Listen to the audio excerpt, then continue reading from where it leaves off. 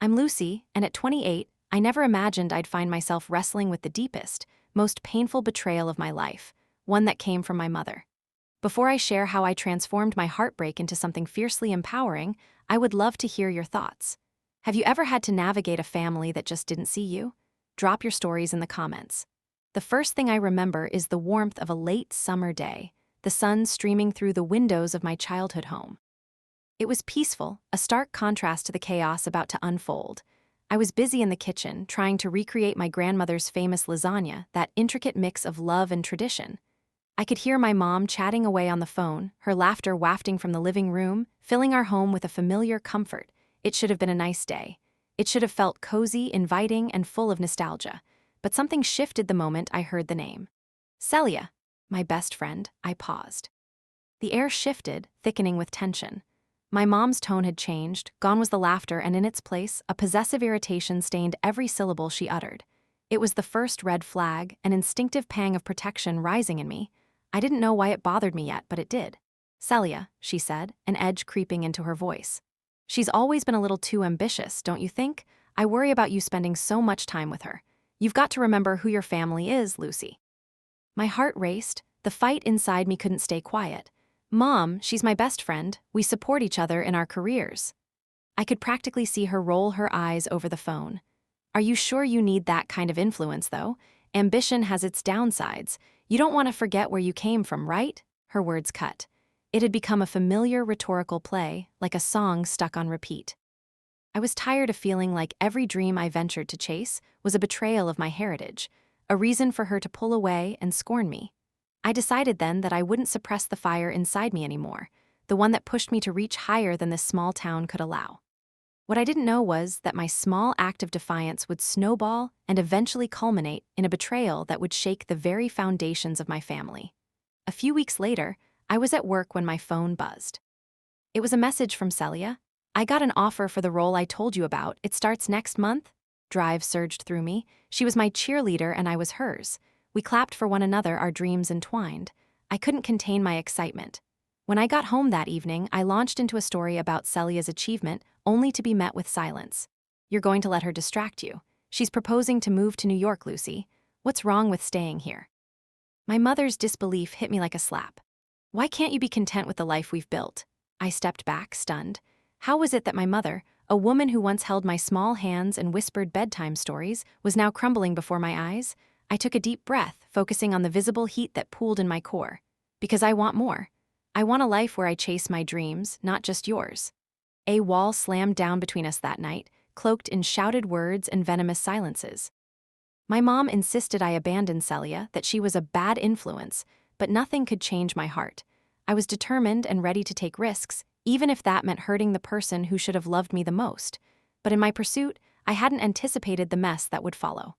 A few weeks later, my mother called me to the living room. I found her standing there, tears glistening in her eyes with a letter in her hands. Look what Celia wrote to your father, she hissed. She's trying to turn him against me. She doesn't care about you, Lucy. You're just a pawn in her game. I felt the world tilt on its axis. I snatched the crumpled letter from her hand, my breath hitching as I scanned the words. They didn't paint Celia as a traitor, but as the catalyst for change in my life, as if our friendship could ruin family harmony. I could hear my own heartbeat pounding in my ears, red rage consuming me. I exploded. How could you do this? How could you turn this into a battle between us? Can't you see how proud I am of her? Why can't you be proud of me too? Her voice turned cold. I can't support what I can't understand, Lucy. In that moment, there was no comforting embrace, no understanding mother willing to see her daughter for who she was becoming. Instead, she stood there, my mother, my blood pitching accusations against my best friend, trying to tear us apart. It was clear, my mother had chosen her side, a bitter choice that would change everything. I stormed from the house, knowing I was done being a puppet in her life, done succumbing to her interpretation of love. I took solace in my friendship with Celia, whose acceptance began to feel more familial than my actual family. The time we spent together became our own little sanctuary. The dreams I'd once feared to share with anyone gained ground in her presence, but the fallout is rarely ever just yours. A few days later, I woke up to the crack of my phone buzzing insistently on my bedside table. I picked it up to find a barrage of messages, pictures of letters, a courtroom summons. My mother had taken it a step further. She had decided to take legal action, accusing Celia of emotional manipulation and attempting to sabotage our family bonds. I felt like I had been kicked in the stomach. I had always fought for my mother's approval, but I was no longer able to stand by while she tried to malign the person who believed in me. The hearing was surreal. It felt wrong, deeply twisted. I found myself sitting at a small table opposite my mother, with Celia's lawyer to my right, the three of us seemingly a family in shambles, but standing triumphantly. As the words flowed in, my heart raced with disbelief at how she spoke about me. My daughter is too impressionable. Celia is a bad influence, leading her to chase dreams that simply aren't suited for our family. She needs to be grounded to come back to her roots.